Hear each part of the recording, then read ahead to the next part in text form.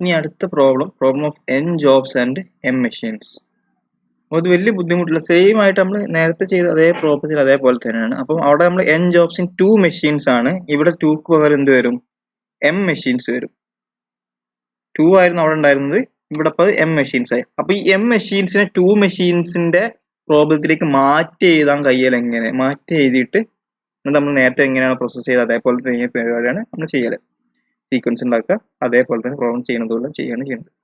അപ്പോൾ അതിന് നമ്മൾ എന്താ ചെയ്യേണ്ടത്, ഫസ്റ്റ് എന്താ വെച്ചാൽ ഇപ്പോൾ M1 M2 n ജോബ്സ് ഉണ്ട്, M1 M2 etcetera M machines ഉണ്ടെങ്കിൽ നമ്മൾ എന്താ ചെയ്യേണ്ടത് വെച്ചാൽ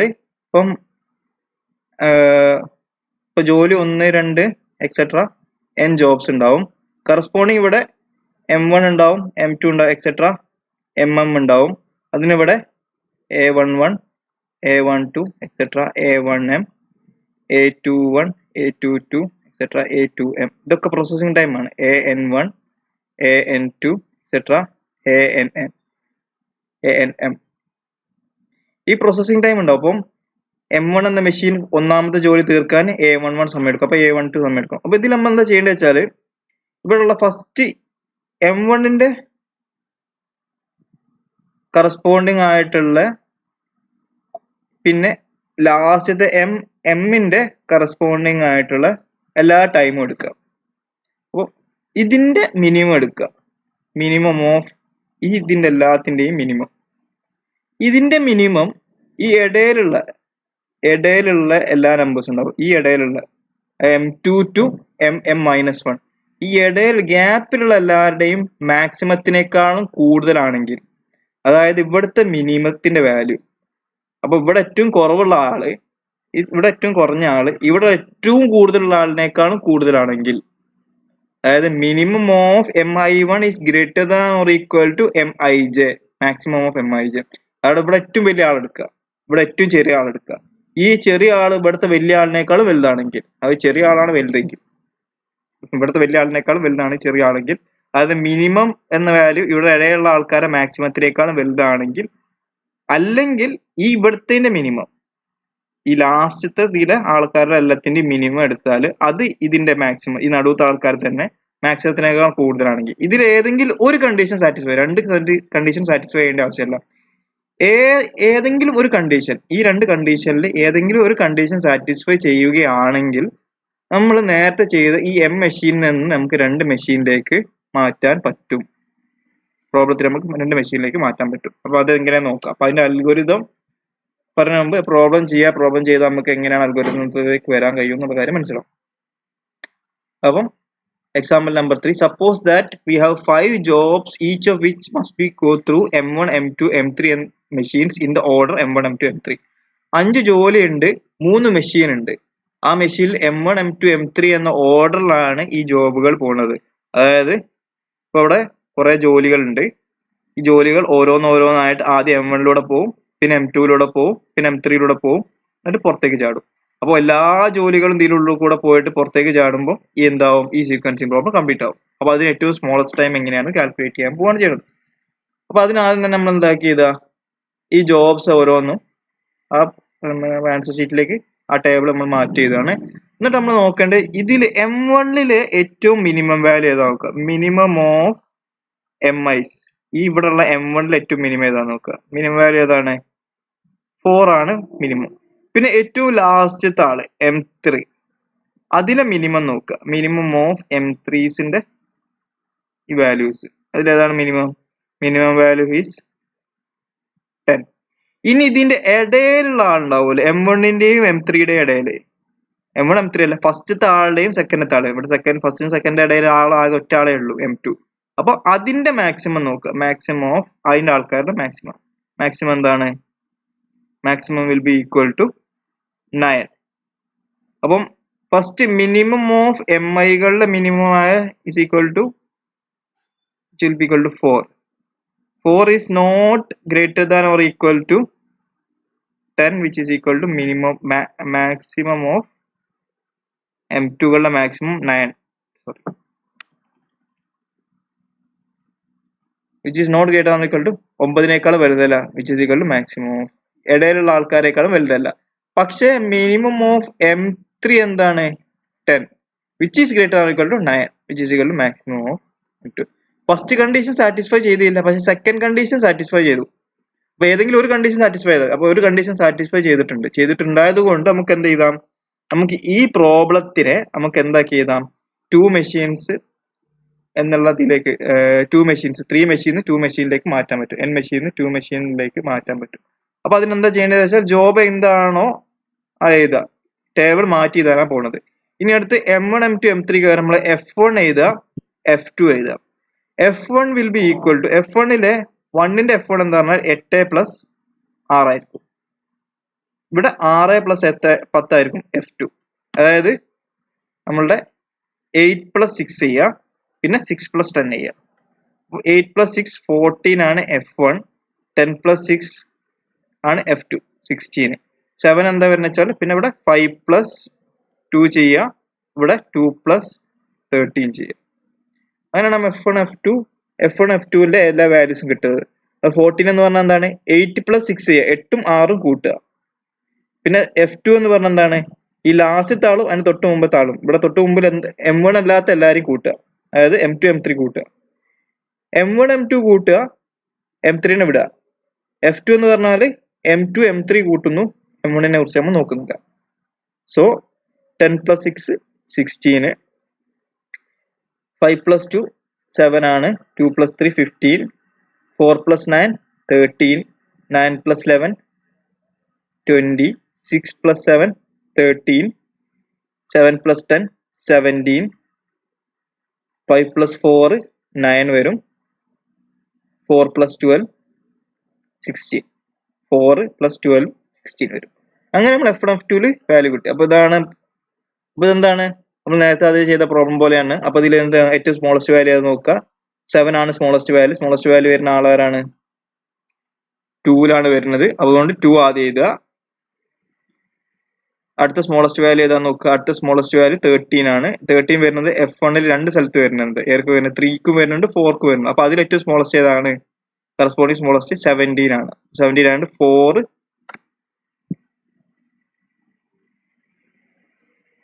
4 വരും, പിന്നെ അത് കഴിഞ്ഞിട്ട് 3 വരും.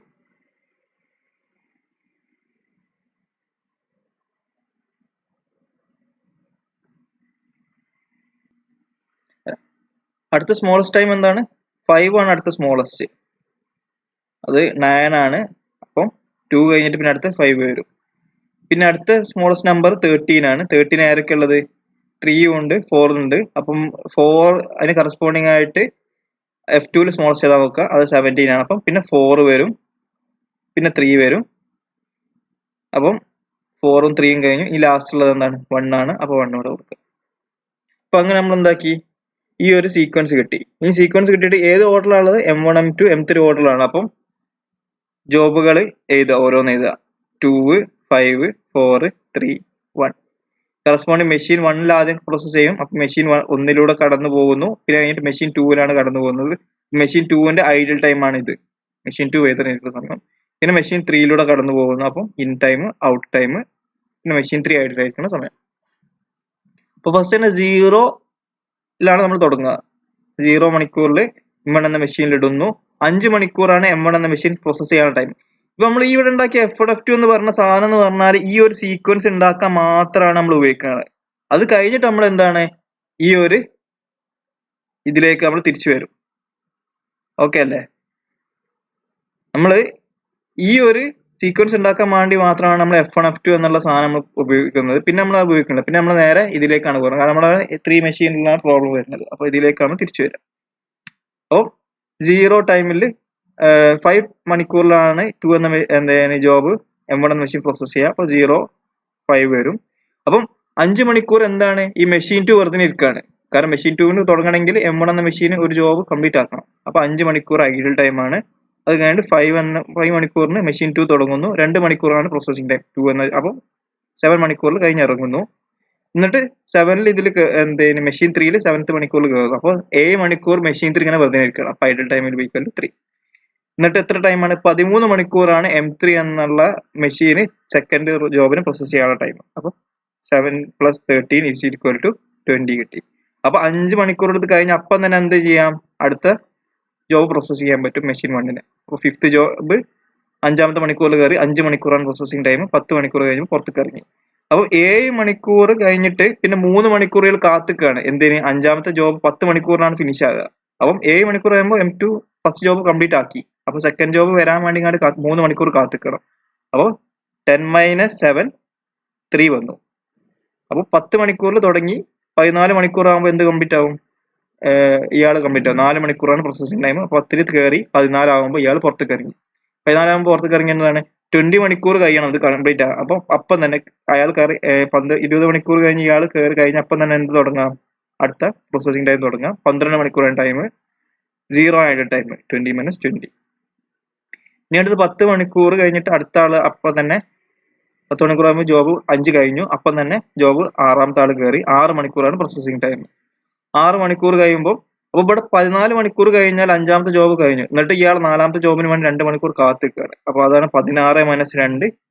ഈ 2 മണിക്കൂർ M2 എന്നുള്ള ആൾ ആയിട്ടിരിക്കുകയാണ്. 16 മണിക്കൂറിൽ ഇയാൾ 4-ാമത്തെ ജോബ് M2-ൽ കയറി. 4th ജോബ് കംപ്ലീറ്റ് ചെയ്യാനുള്ള സമയം 7 മണിക്കൂറാണ്. അപ്പോൾ 16 + 7 23 മണിക്കൂർ ആകുമ്പോൾ കംപ്ലീറ്റ് ആവും. 32 മണിക്കൂർ ആകുമ്പോൾ തൊട്ട് മുമ്പത്തെ ആൾ കംപ്ലീറ്റ് ആകും. അപ്പം ഇയാൾ 9 മണിക്കൂർ ആകുമ്പോൾ അപ്പം തന്നെ കയറാം. മെഷീൻ 3 പ്രോസസ് ചെയ്ത് കഴിഞ്ഞപ്പം തന്നെ 4-ാമത്തെ ജോബിന് കയറാം. 10 മണിക്കൂറാണ് ടൈം കംപ്ലീറ്റ് ആകാൻ, 0 ഐഡിൽ ടൈം. അത് 16 മണിക്കൂർ കഴിയുമ്പോൾ ഇയാൾ കഴിഞ്ഞ് അപ്പം തന്നെ അടുത്ത ആൾക്ക് കയറാം. 4 മണിക്കൂറാണ് കംപ്ലീറ്റ് ആവും. അപ്പം 23 മണിക്കൂർ കഴിയണം അതിന് തൊട്ട് മുമ്പത്തെ ആൾ M2 എന്ന മെഷീൻ കംപ്ലീറ്റ് ആക്കാൻ. അപ്പോൾ അത് കഴിഞ്ഞിട്ട് അപ്പം തന്നെ എന്താ ചെയ്യാം, 20 മണിക്കൂർ കഴിഞ്ഞാൽ 3-ാമത്തെ ജോലി കംപ്ലീറ്റ് ആയിട്ട് നിൽക്കുകയാണ്. അപ്പോൾ തന്നെ അയാൾക്ക് കയറാം. 23 മണിക്കൂർ കഴിയുമ്പോൾ തന്നെ 3-ാമത്തെ മെഷീന് 3-ാമത്തെ ജോലിക്ക് അപ്പം തന്നെ കയറാം. ഇതിലേക്ക് 9 മണിക്കൂർ കൊണ്ട് കംപ്ലീറ്റ് ആവും. Processing time of third job in M2 is 9. അപ്പം 23 - 23 വിൽ ബി ഈക്വൽ ടു 0. പിന്നെ 42 തന്നെ ഈ 42 ആണെങ്കിൽ ഇവിടെ തന്നെ 42, കാരണം 32 ആണ് ഏറ്റവും സ്മോളസ്റ്റ് നമ്പർ. 32 + 9 processing time. 42 - 42 0 വരും. 32 - 32 0 വരും. ഇനി അടുത്തത് 20-ൽ പ്രോസസ്സിംഗ് ടൈം കഴിഞ്ഞാൽ അപ്പം തന്നെ അടുത്ത ജോബ് കയറാം. 8 മണിക്കൂറാണ് 1-ാമത്തെ ജോബിന് കഴിയാൻ എടുക്കുന്ന സമയം. അപ്പോൾ 32 മണിക്കൂർ എടുക്കും തൊട്ട് മുമ്പത്തെ ജോബ് M2 കംപ്ലീറ്റ് ആക്കുക. അപ്പം 28 മണിക്കൂർ കഴിഞ്ഞിട്ട് 4 മണിക്കൂർ ഇങ്ങനെ വെയിറ്റ് ചെയ്തിട്ട് അപ്പം തന്നെ ഇയാൾക്ക് കയറാം. 32 മണിക്കൂർ കഴിഞ്ഞ് മെഷീൻ വെറുതെ നിൽക്കണ്ട. അപ്പോൾ ഐഡിൽ ടൈം എന്താണ്, ഈക്വൽ ടു 0 ആണ്. 32 + 8 അടുത്ത പ്രോസസ്സിംഗ് ടൈം. 1-ാമത്തെ ജോലിയുടെ പ്രോസസ്സിംഗ് ടൈം 6 മണിക്കൂറാണ്. അപ്പോൾ 32 + 6 38 ആയി. അപ്പം 38 മണിക്കൂർ കഴിയുമ്പോൾ മെഷീൻ 2-ഉം എല്ലാ ജോബും കംപ്ലീറ്റ് ആയി. പിന്നെ 53 മണിക്കൂർ കഴിയും എന്തിന് ജോബ് M3 എന്ന ജോബ്, M3-ന്റെ 3rd ജോബ് കംപ്ലീറ്റ് ആക്കാൻ. അപ്പം തന്നെ ഇയാൾക്ക് കയറാം. കാരണം 38 മണിക്കൂർ കഴിഞ്ഞാൽ എന്താണ് ഫസ്റ്റ് ജോബ് കംപ്ലീറ്റ്. അപ്പോൾ 53 മണിക്കൂറിൽ കയറി 63-ൽ പുറത്തേക്ക് ഇറങ്ങി. 10 മണിക്കൂറാണ് പ്രോസസ്സിംഗ് ടൈം. അപ്പോൾ 53 - 53 0 മണിക്കൂർ. അപ്പം ടോട്ടൽ എലാപ്സ് ടൈം എന്തായിരിക്കും, ഇതാണ് total elapse time. Last M3 എല്ലാ ജോബും കംപ്ലീറ്റ് ചെയ്യുന്ന ടൈം. അപ്പോൾ total elapse time will be equal to 63. ഇനി അടുത്തത് ഐഡിൽ ടൈം ഓഫ് M3 വെറുതെ നിൽക്കുന്ന സമയം എന്താണ്, 7 മണിക്കൂറാണ് M3യുടെ idle time. Idle time of M3 will be equal to 7. Idle time of M2 എന്തായിരിക്കും, ഐഡിൽ ടൈം M1 നോക്കാം. M1 എന്ന് പറഞ്ഞാൽ 28 മണിക്കൂർ കഴിഞ്ഞാൽ M1-ന്റെ എല്ലാ പരിപാടിയും കഴിഞ്ഞു. പിന്നെ 63 മണിക്കൂർ കഴിയണം എല്ലാ ജോബ് കംപ്ലീറ്റ് ആകാം. 63 - 28 ആയിരിക്കും എന്ത്, M1-ന്റെ ഐഡിൽ ടൈം. മനസ്സിലായില്ല, കാരണം 28 മണിക്കൂർ കഴിഞ്ഞപ്പോൾ M1-ന്റെ ജോബുകളൊക്കെ കംപ്ലീറ്റ് ആയി. പക്ഷെ എൻ്റെ സീക്വൻസ് കംപ്ലീറ്റ് ചെയ്യാൻ 63 മണിക്കൂർ എടുക്കും. അപ്പോൾ 63 - 28 ആണ് M1-ന്റെ ഐഡിൽ ടൈം. ഇനി ഐഡിൽ ടൈം ഓഫ് M2 എന്തായിരിക്കും, ഒന്ന് 5 + 3 + 2 5 + 3 + 2 ഐഡിൽ ടൈം ഉണ്ട്, നമ്മൾ ഇവിടുന്ന് കൂട്ടിയത്. പിന്നെന്താണ്, 38 മണിക്കൂർ കഴിയുമ്പോൾ എൻ്റയർ തിങ് കംപ്ലീറ്റ് ആയി. M2-ന്റെ എല്ലാ ജോബും 38 മണിക്കൂർ കൊണ്ട് കംപ്ലീറ്റ് ആയി. 63 മണിക്കൂർ എടുക്കും എന്തിന് കംപ്ലീറ്റ് ആകാൻ, എൻ്റയർ സീക്വൻസ് കംപ്ലീറ്റ്. അപ്പോൾ 63 - 38 മണിക്കൂർ ഈ M2 എന്താണ് വെറുതെ ഇരിക്കുകയാണ്. അപ്പോൾ അതാണ് idle time of M2. Idle time of M2 will be equal to 5 + 3 + 2 + 0 + 0 + 63 - 38. 63 പറഞ്ഞാൽ ഈ 63 - 38 എന്ന് പറഞ്ഞാൽ M2-ന്റെ എല്ലാ ജോബും കംപ്ലീറ്റ് ചെയ്ത് കഴിഞ്ഞ ശേഷമുള്ള സമയം. അപ്പോൾ ആ സമയം വരെ എടുക്കുക. അപ്പോൾ അങ്ങനെ നമുക്ക് എന്ത് കാൽക്കുലേറ്റ് ചെയ്യാം, ഈ ഐഡിൽ ടൈമും എല്ലാം തന്നെ കാൽക്കുലേറ്റ് ചെയ്ത് കഴിയും. ഇതാണ് ഈ M machines N jobs complete ചെയ്യാനുള്ളത്. അപ്പോൾ സെയിം പ്രോസസ്സ് തന്നെയാണ് ഇവിടെയും ചെയ്യുന്നത്. ഇവിടെ എന്താ വെച്ചാൽ എന്താണ്, നമ്മൾ ഈ കണ്ടീഷൻ സാറ്റിസ്ഫൈ ചെയ്യണ്ടോ എന്ന് ആദ്യം നോക്കണം. കണ്ടീഷൻ സാറ്റിസ്ഫൈ ഉണ്ടോ, കണ്ടീഷൻ എന്താണ്, ഇതിന്റെ മിനിമം നോക്കുക. ഇതിന്റെ മിനിമം എന്താണ്? 4 ആണ് ഇതിന്റെ മിനിമം. പിന്നെ M3യുടെ മിനിമം നോക്കുക. M3യുടെ മിനിമം 10 ആണ് M3 മിനിമം. എന്നിട്ട് അതിന്റെ രണ്ടിന്റെ ഇടയിൽ M1ന്റെ M2 M3ന്റെ ഇടയിലുള്ള ആൾക്കാരെ നോക്കുക. അതായത് ഫസ്റ്റത്തേന്റെയും ലാസ്റ്റത്തേന്റെയും ഇടയിലുള്ള എല്ലാ ടൈമിന്റെ മാക്സിമം നോക്കുക. അവിടെ ഒറ്റ ആളുകൾ അതിന്റെ മാക്സിമം എന്താണ്? 9 ആണ്. ഫസ്റ്റ് കണ്ടീഷൻ സാറ്റിസ്ഫൈ ഇല്ല, കാരണം 4 is not greater than 9. But second condition satisfy ഉണ്ട്. അപ്പൊ ഏതെങ്കിലും ഒരു കണ്ടീഷൻ സാറ്റിസ്ഫൈ ചെയ്തു. അപ്പൊ സെക്കൻഡ് കണ്ടീഷൻ എന്താണ്? 9 ഈസ് ഗ്രേറ്റ് ലെസ് ദാൻ 10. 10നേക്കാളും ചെറുതാണ് 9. അപ്പൊ സെക്കൻഡ് കണ്ടീഷൻ സാറ്റിസ്ഫൈ ചെയ്തുകൊണ്ട് എന്തുകൊണ്ട് നമുക്ക് എന്ത് ചെയ്യാം? ഇതിനെ നമുക്ക് ഇങ്ങനെ മാറ്റി എഴുതാം. അപ്പൊ ഇതിൽ F1 ന്റെ വാല്യൂ എന്തായിരിക്കും? ഈ 8 + 6 5 + 2 അങ്ങനെയാണ് F1. F2ന്റെ വാല്യൂ എന്തായിരിക്കും? അങ്ങനെ കൂട്ടുക. അത് ഉപയോഗിച്ചിട്ട് നമ്മൾ എന്തുണ്ടാക്കുക? സീക്വൻസ് ഉണ്ടാക്കുക. സീക്വൻസ് ഉണ്ടാക്കിയതിന് ശേഷം പിന്നെ നമ്മൾ എന്താണ് F1 F2 എടുക്കേണ്ട ആവശ്യമില്ല. പിന്നെ നമ്മൾ തിരിച്ച് നമ്മൾ M1 M2 മെഷീനിലേക്ക് പോവുക. എന്നിട്ട് ഈ ടേബിൾ കൺസ്ട്രക്ട് ചെയ്യുക. ഇങ്ങനെയാണ് M ജോബ്സ് N മെഷീനിൽ ജോബ് ചെയ്യുന്നത്. ഇനി വേറൊരു എക്സാമ്പിൾ കൂടി തരാണ്. Example number 4. അപ്പോൾ എക്സാമ്പിൾ നമ്പർ 4ൽ ഇവിടെ ഇപ്പം 4 മെഷീൻ ഉണ്ട്. അപ്പം 4 മെഷീൻ ഉണ്ട്, 5 ജോബ്സ് ഉണ്ട്. അപ്പൊ എന്താ ചെയ്യേണ്ടത് വെച്ചാൽ ഫസ്റ്റ് തന്നെ മിനിമം ഓഫ് M1കളുടെ എല്ലാത്തിന്റെയും മിനിമംസ് എടുക്കുക. മിനിമം എന്താണ്? ഇതിലേറ്റവും മിനിമം 7 ആണ്. ഇനി മിനിമം ഓഫ് M4 എന്ന ലാസ്റ്റ് ആളുടെ മിനിമം എടുക്കുക ആണ്. നേരത്തെ M1 M2 M3 3 ആൾക്കാരുള്ളായിരുന്നു. അപ്പൊ ലാസ്റ്റ് ആളാരാണ്? M3 ആയിരുന്നു. ഇവിടെ എന്താണ്? 4 ആൾക്കാരാണ്. അപ്പൊ ലാസ്റ്റ് ആളാരാണ്? M4 ആണ്. അപ്പൊ അതിന്റെ മിനിമം എന്താണ്? Is equal to 7. ഇനി അടുത്തത് മാക്സിമം ഓഫ് M2 M3 രണ്ടിലുള്ളതിൽ ഏറ്റവും മാക്സിമം എടുക്കുക. അവിടെ നേരത്തെ നമ്മൾ M1 M2 M3 ഇടയിലുള്ള ആൾ പറഞ്ഞാൽ ഒരാളേ ഉള്ളൂ. ഇവിടെ ഇടയിൽ 2 ആൾക്കാരുണ്ട്. M1 M4ന്റെ ഇടയിൽ 2 ആൾക്കാരുണ്ട്. അപ്പൊ ആ 2 ആൾക്കാരുടെയും എടുത്തിട്ട് അതിൽ ഏറ്റവും മാക്സിമം ഏതാ നോക്കുക. അതിൽ മാക്സിമം വാല്യൂ എന്താണ്? 7 ആണ് മാക്സിമം വാല്യൂ. 7 മാക്സിമം ആണ്. Minimum value is My greater than or equal to ആണോ എന്നുള്ള കാര്യം. 7 is greater than equal to 7. Greater than equal to ആണല്ലോ. ഈക്വൽ ടു എന്നുള്ള സൈൻ ഉണ്ടല്ലോ. രണ്ട് കേസ് സാറ്റിസ്ഫൈ ആണ്. കാരണം minimum of M1 is greater than equal to maximum of M2 M3. Minimum of M4 is greater than equal to maximum of M2 M3. രണ്ടാണെങ്കിൽ 7 ആണ്. 7 greater than equal to 7, 7 greater than equal to 7 ആണ്. അപ്പൊ രണ്ട് condition satisfy ആണ്. ഏതെങ്കിലും ഒന്ന് satisfy ചെയ്താൽ മതി. അപ്പൊ രണ്ട് കണ്ടീഷൻ ആയിട്ട്. അപ്പൊ not that both conditions are satisfied. രണ്ട് കണ്ടീഷൻ സാറ്റിസ്ഫൈ ഉണ്ട്. അപ്പൊ എന്താണ് കണ്ടീഷൻസ് മനസ്സിലായല്ലോ. ഫസ്റ്റത്തെ ആളും ലാസ്റ്റത്തെ ആളും എടുക്കുക. ഫസ്റ്റത്തെ ആളുടെ മിനിമം എടുക്കുക, ലാസ്റ്റത്തെ ആളുടെ മിനിമം എടുക്കുക. പിന്നെ 2 ആൾക്കാരുടെ ഇടയിലുള്ള മെഷീനുകളുടെ പ്രോസസിംഗ് ടൈമുകളുടെ മാക്സിമം എടുക്കുക. എന്നിട്ട് ഈ minimum value greater than equal to ഈ മാക്സിമം വാല്യൂ ആണോ നോക്കുക. അപ്പൊ ഏതെങ്കിലും ഒരു കണ്ടീഷൻ സാറ്റിസ്ഫൈ ചെയ്താൽ മതി. സാറ്റിസ്ഫൈ ചെയ്താൽ നമുക്ക് എന്ത് ചെയ്താം? ഇതിന് കറസ്പോണ്ടിങ് ആയിട്ട് 2 മെഷീനിന്റെ പ്രോബ്ലത്തിലേക്ക് മാറ്റി എഴുതാൻ പറ്റും. അപ്പൊ അതിന് corresponding F2 F3 F1 F2 നമുക്ക് കണ്ടുപിടിക്കാൻ പറ്റും. അപ്പൊ ഇതിന് കറസ്പോണ്ടിങ് ആയിട്ടുള്ള F1 എന്തായിരിക്കും? F1 എന്ന് പറഞ്ഞാൽ 7 + 2 + 5 ആയിരിക്കും F1. 7 + 2 is 9, 9 + 5 is 14. F2 എന്ന് പറയുന്നത് എന്തായിരിക്കും? 2 + 5 + 8. 2 + 5 13, 13 + 2 15. ഇങ്ങനെ നമ്മൾ കാൽക്കുലേറ്റ് ചെയ്യുന്നത്. അപ്പം F1 എന്തായിരിക്കും? ഫോർ ജോബ് 2ന്റെ F1 എന്തായിരിക്കും? Job 2 10 + 1 + 3 which will be equal to 17. ഇനി F2 എന്തായിരിക്കും? 7 + 6 + 1. 7 + 6 13 + 1 14. അതായത് F1 എടുക്കുമ്പോൾ നമ്മൾ ലാസ്റ്റത്തെ ആളെ കൂട്ടൂല. F2 എടുക്കുമ്പോൾ നമ്മൾ ഫസ്റ്റത്തെ ആളെ കൂട്ടൂല. എന്നിട്ട് ആഡ് ചെയ്യുക. അതാണ് ചെയ്യണത്. മനസ്സിലായല്ലേ? അപ്പൊ M1 എടുക്കുമ്പോൾ F1 എടുക്കുമ്പോൾ എന്തായാലും ഫസ്റ്റത്തെ 3 ആൾക്കാരെ കൂട്ടുന്നു, 4ാമത്തെ ആളെ നമ്മൾ അവോയ്ഡ് ചെയ്യുന്നു. F2 എടുക്കുമ്പോൾ ലാസ്റ്റത്തെ 3 ആൾക്കാരെ കൂട്ടുന്നു, ഫസ്റ്റത്തെ ആൾ M1 നമ്മൾ അവോയ്ഡ് ചെയ്യുന്നു. ഓക്കെ, അങ്ങനെയാണ് നമ്മൾ F1 F2 കാൽക്കുലേറ്റ് ചെയ്യുന്നത്. അപ്പോൾ ഇതിൽ കറസ്പോണ്ട് ചെയ്യാൻ നമ്മൾ F1 F2 കാൽക്കുലേറ്റ് ചെയ്യുന്നതാണ്. എന്നിട്ട് നമ്മൾ ഇങ്ങനെ ഓരോന്ന് കണ്ടുപിടിക്കുക. അപ്പോൾ ഇത് 14 ആണ്, 15 ആണ്, 17, 14. ഇനി അടുത്ത് 8 + 4 + 3 12, 12 + 3 15 വരും.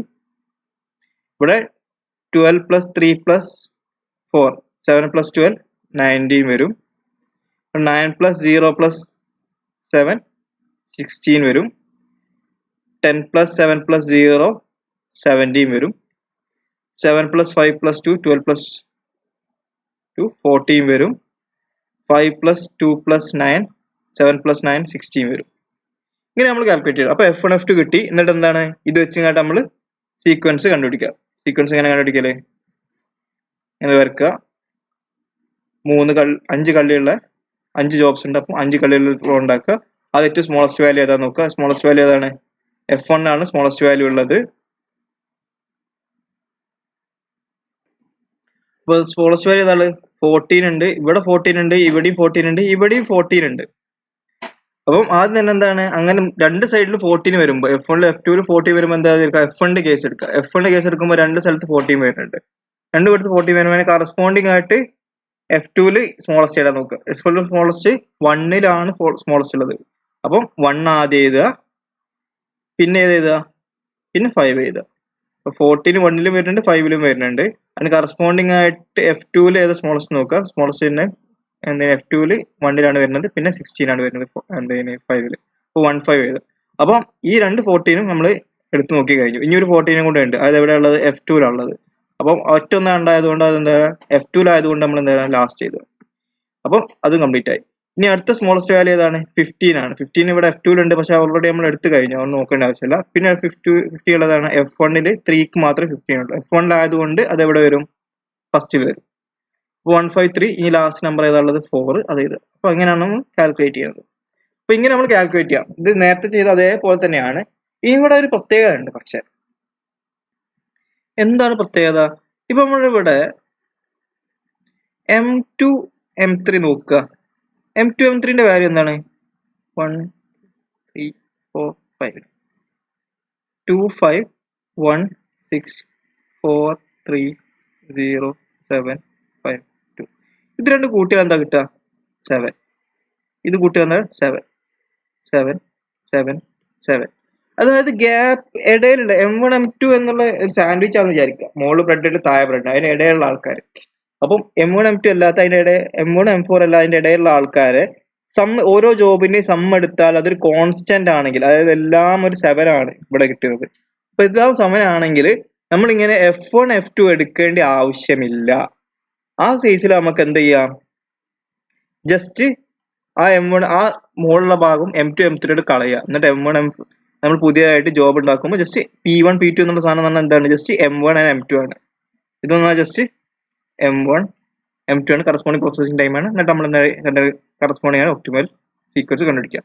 അപ്പം രണ്ട് കേസിലും നോക്കിയാൽ നിങ്ങൾക്ക് മനസ്സിലാവും ഒപ്റ്റിമൽ സീക്വൻസ് രണ്ടും സെയിം തന്നെയാണ്. നമ്മൾ നേരത്തെ ചെയ്ത അതേപോലെ ചെയ്താൽ ഇങ്ങനെ ചെയ്താലും ഒപ്റ്റിമൽ സീക്വൻസ് കിട്ടും, അങ്ങനെ ചെയ്താലും കിട്ടും.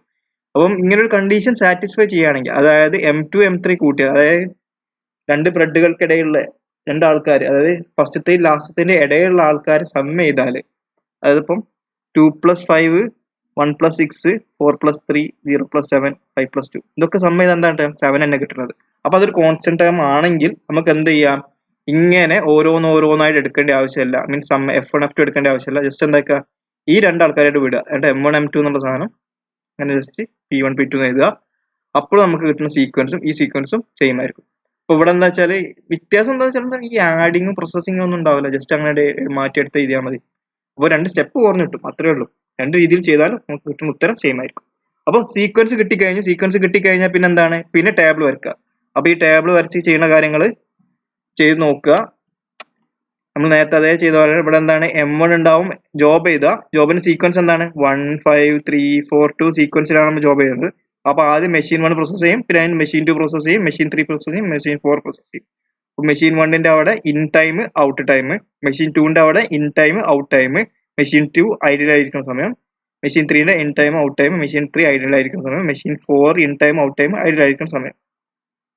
അപ്പൊ 0യിൽ കയറുന്നു, എയിൽ ഇറങ്ങുന്നു, അപ്പം തന്നെ അടുത്ത ആൾ എയിൽ കയറുന്നു, 14ൽ ഇറങ്ങുന്നു, അപ്പം തന്നെ അടുത്ത ആൾ 14 കയറുന്നു, 22 ഇറങ്ങുന്നു, അപ്പം തന്നെ അടുത്ത് 22 കയറുന്നു, 31 ഇറങ്ങുന്നു, അപ്പം അടുത്ത ആൾ 31 കയറുന്നു, 41 ഇറങ്ങുന്നു. അപ്പൊ 7 മണിക്കൂർ ഇയാൾ വെറുതെ ഇരിക്കുകയാണ് M1 മെഷീൻ. അപ്പൊ അത് കഴിഞ്ഞിട്ട് 7ാമത്തെ മണിക്കൂറിൽ ഇയാൾ കയറുന്നു, 2 മണിക്കൂർ കഴിയുമ്പോഴത്തേനും മെഷീൻ 2 പ്രോസസ് ചെയ്ത് അയാൾ ഇറക്കുന്നു. ഒരു 14 മണിക്കൂർ കഴിഞ്ഞിട്ടാണ് കാത്തുക. അപ്പൊ 14 മണിക്കൂർ വരെ കാത്തിക്കണം. അപ്പോൾ 14 മണിക്കൂർ കാത്തിക്കുമ്പോൾ 14 - 4 ചെയ്താൽ നമുക്ക് എന്ത് കിട്ടും? 5 കിട്ടും. അപ്പോൾ 14ൽ കയറുന്നു, 19ൽ ഇറങ്ങുന്നു. പിന്നെന്താണ്? 22ലാണ് ഇത് കഴിയുക. അപ്പൊ 19 മണിക്കൂർ കഴിഞ്ഞിട്ട് പിന്നെ 3 മണിക്കൂർ മെഷീൻ 2 കാത്തിക്കാണ് ഈ ജോബ് കഴിയാൻ. അപ്പോൾ 22 - 19 എടുക്കുമ്പോൾ 3 കിട്ടും. 22ൽ കയറുന്നു, 16ൽ ഇറങ്ങുന്നു. പിന്നെ 31 ആകുമ്പോൾ 26 കഴിഞ്ഞിട്ട് പിന്നെ 31 വരെ നമ്മളിവിടെ കാത്തിക്കാണ് ചെയ്യുന്നത്. അപ്പോൾ 31ൽ കയറുന്നു, പിന്നെ 31 0 മണിക്കൂർ കൊണ്ടാണ് പ്രോസസ്സിംഗ് ഉണ്ടാക്കുന്നത്. അപ്പൊ 31 - 26 5 കിട്ടുന്നു. പിന്നെ അടുത്ത എന്താണ്? 31 കയറി 31 പിന്നെ അടുത്ത ആള് 41 എത്തുന്നത്. അപ്പൊ 41 വരെ കാത്തിക്കണം. 31 മണിക്കൂർ കഴിഞ്ഞിട്ട് പിന്നെ ഇങ്ങനെ മെഷീൻ കാത്തിക്കാണ്. 41 മണിക്കൂറിലാണ് കയറുന്നത്. അപ്പൊ 41 minus 31 will be equal to 10 ideal time വരും. 41 കയറി 42 ആകുമ്പോൾ ഇറങ്ങും.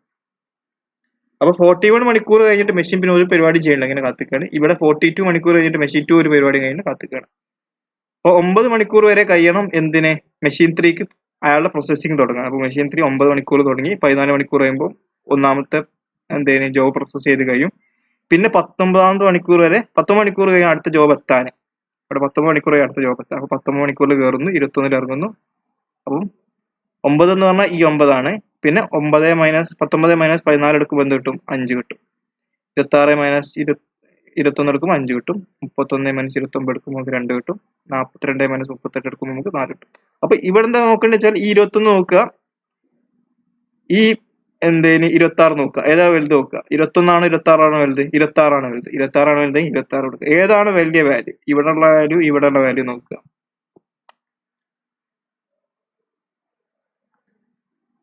അതായത് 21 നോക്കുക, ഈ ഇപ്പുറത്തുള്ള M1ന്റെ M2ന്റെ പ്രോസസ്സിംഗ് ടൈം നോക്കുക. അപ്പൊ അതിൽ ഏതാണ് വലുത് നോക്കുക. അപ്പൊ 26 ആണ്. 26 കയറേണ്ടത്. അപ്പൊ 26 മൈനസ് 21 ചെയ്യുമ്പോൾ ഇവിടെ 5 കിട്ടും. അപ്പൊ ഇങ്ങനെ നമ്മൾ ഈ ടേബിൾ ക്രിയേറ്റ് ചെയ്യുക. അപ്പൊ ഇതിൽ ideal time, total elapse time എന്താണ്? ഇതാണ് total elapse time, last time. Machine 4 എല്ലാ മെഷീനും എല്ലാ ജോബും കഴിയുമ്പോൾ മെഷീൻ 4 ആണ് ലാസ്റ്റ് എല്ലാ ജോബും തീർക്കുക. അപ്പം 60 ആണ് ലാസ്റ്റ് ടൈം. അപ്പൊ ideal time of M4 total time will be equal to 60. Ideal time of M4 എന്നതാണ് 14 ആണ്. 0 plus 0 plus 0 is equal to 14. പിന്നെ 60 ആകുമ്പോൾ കംപ്ലീറ്റ് ആവും. ഇനി അടുത്ത ഐഡിയൽ ടൈം ഓഫ് M3 എന്തായിരിക്കും? Will be equal to 9 plus 5 plus 5 plus 2 plus 4. അതായത് ഇതൊക്കെ കൂട്ടുക. 9 പ്ലസ് 5 പ്ലസ് 5 പ്ലസ് 2 പ്ലസ് 4. പോരാതെ എന്താണ് 48 മണിക്കൂർ കഴിയുമ്പോൾ മെഷീൻ 3 എല്ലാ ജോബും അതിന് കംപ്ലീറ്റ് ചെയ്തു. പക്ഷെ 60 മണിക്കൂർ കഴിയും ഇത് മൊത്തം കംപ്ലീറ്റ് ആകും. അപ്പൊ 60 മൈനസ് 48 വരും. അപ്പൊ ഐഡിയൽ ടൈം ഓഫ് M2 എന്തായിരിക്കും? Will be equal to 7 plus 5 plus 3 plus 5 plus 10. അപ്പൊ 7 plus 5 plus 3 plus 5 plus 10 plus എന്താണ് 60 മൈനസ് 42. കാരണം 42 മണിക്കൂർ കഴിഞ്ഞിട്ട് കാത്തിരിക്കുകയാണ്. ഇനി ഐഡിയൽ ടൈം ഓഫ് M1 എന്തായിരിക്കും? Will be equal to 60 minus 41. 41 മണിക്കൂർ കഴിഞ്ഞിട്ട് എല്ലാ ജോബും കഴിഞ്ഞ് M1 കാത്തിരിക്കുകയാണ്. അപ്പം 60 minus 41 will be equal to. അപ്പൊ ഇങ്ങനെയാണ് കാൽക്കുലേറ്റ് ചെയ്യുന്നത്. അപ്പൊ ഇതാണ് M ജോബ്സ് N മെഷീൻസിലൂടെ കണക്ട് വിട്ടുക, അല്ലെങ്കിൽ N ജോബ്സ് N മെഷീനിലൂടെ കണക്ട് വിട്ടുക ചെയ്യുന്ന സമയം.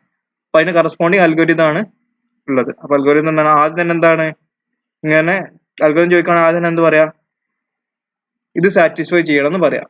എന്താണ്? കണ്ടീഷൻ 1ഓ കണ്ടീഷൻ 2ഓ സാറ്റിസ്ഫൈ ചെയ്യണം. അതായത് മിനിമം ഫസ്റ്റ് റോന്റെ minimum should be equal to ആ സാൻഡ്വിച്ചിന്റെ ഉള്ളിലുള്ള ആൾക്കാരുടെ മാക്സിമത്തിനേക്കാൾ കൂടുതലായിരിക്കണം. അല്ലെങ്കിൽ മിനിമം ഓഫ് ലാസ്റ്റ് ആളുടെ മിനിമം ഈ ഗ്രേറ്റർ ആണോ ഈക്വൽ ടു കണ്ടോ, ഈക്വലും ആവാം. അല്ലെങ്കിൽ ലാസ്റ്റ് ആളുടെ minimum is greater or equal to maximum of അതിന്റെ ഇടയിലുള്ള MIJസിന്റെ മാക്സിമം. അങ്ങനെയാണെങ്കിൽ നമ്മൾ അൽഗോരിതം എന്ത് ചെയ്താ? Algorithm will be first step എന്താണ്? F1 F2 കാൽക്കുലേറ്റ് ചെയ്യുക. F1 എന്തായിരിക്കും? ഫസ്റ്റ് ലാസ്റ്റത്തെ ആൾ ഒഴിച്ച് ബാക്കിയുള്ളവരൊക്കെ കൂട്ടുക. F1. F2 എന്തായിരിക്കും? ഫസ്റ്റത്തെ ആൾ ഒഴിച്ച് ബാക്കിയുള്ളവരൊക്കെ കൂട്ടുക. അതാണ് F1 F2. അങ്ങനെ F1 F2 കാൽക്കുലേറ്റ് ചെയ്യുക. എന്നിട്ട് ഒപ്റ്റിമൽ സീക്വൻസ് എന്തായിരിക്കും? Optimal sequence we do as same as in N jobs with 2 machine. 2 job with 2 മെഷീൻസിൽ എങ്ങനെയാണോ അങ്ങനെ ഒപ്റ്റിമൽ സൊല്യൂഷൻ കണ്ടുപിടിക്കുക. ഇതാണ് അൽഗോരിതം. ഇത്രയുള്ള സംഭവം. അപ്പൊ ഓക്കെ അല്ലേ? ഇത്രയുള്ള ആ പ്രോബ്ലം. അപ്പൊ പ്രോബ്ലം എങ്ങനെ ചെയ്യേണ്ടത് മനസ്സിലായി, അതിന്റെ അൽഗോരിതം മനസ്സിലായില്ലേ? അപ്പൊ പ്രോബ്ലം ചെയ്താൽ നിങ്ങൾക്ക് അൽഗോരിതം എന്താണെന്നുള്ള കാര്യം മനസ്സിലാവും. അപ്പൊ അൽഗോരിതങ്ങൾ എന്താണെന്നുള്ള കാര്യം പിന്നെ എഴുതുകയാണെന്ന് മാത്രമേ ഉള്ളൂ. അപ്പൊ എന്താണ് നിങ്ങൾ എന്നിട്ട് then repeat the process of step 2. അപ്പൊ സ്റ്റെപ്പ് 2 നമ്മൾ പറയാം ഇങ്ങനെ optimal sequence for N jobs with 2 machines F1 F2 in order. F1 F2 എന്ന ഓർഡറിൽ നമ്മൾ ഒപ്റ്റിമൽ സീക്വൻസ് കിട്ടി. ഇനി സ്റ്റെപ്പ് 3 പറയാം then do as in machine do as in N jobs four 2 machines. നേരത്തെ ചെയ്ത അതേപോലെ തന്നെ ചെയ്യാന്ന് പറയാം. ഇനിയിപ്പോ ഇത് എന്തെങ്കിലും 5 മാർക്കിനാണ് അൽഗോരിതം ചോദിക്കണമെങ്കിൽ, അതായത് 5 വെയിറ്റേജിനാണെങ്കിൽ നമ്മൾ എന്ത് ചെയ്യുക? ഈ സ്റ്റെപ്പുകൾ ചെയ്യുക. എന്നിട്ട് machine N jobs in 2 machine തൊട്ട് മുമ്പത്തെ ആ പ്രോബ്ലത്തിന് ആ അൽഗോരിതം എഴുതി വെക്കുക. ഓക്കെ അല്ലേ? അപ്പൊ ഇത്രയേ ഉള്ളൂ ആ 2 പ്രോബ്ലംസ്. ഇനി മൂന്നാമത്തെ പ്രോബ്ലം ഇതിന്ന് എൻ്റയർലി ഡിഫറെന്റ് ആണ്. അപ്പൊ അതിന്റെ അൽഗോരിതം ചിലപ്പോൾ ചോദിക്കുകയാണെങ്കിൽ അങ്ങോട്ടും ഇങ്ങോട്ടും മാറിപ്പോകരുത്. ഇമ്പോർട്ടൻറ്റ് തിങ് ആണ്, അങ്ങോട്ടും ഇങ്ങോട്ടും മാറിപ്പോകരുത്.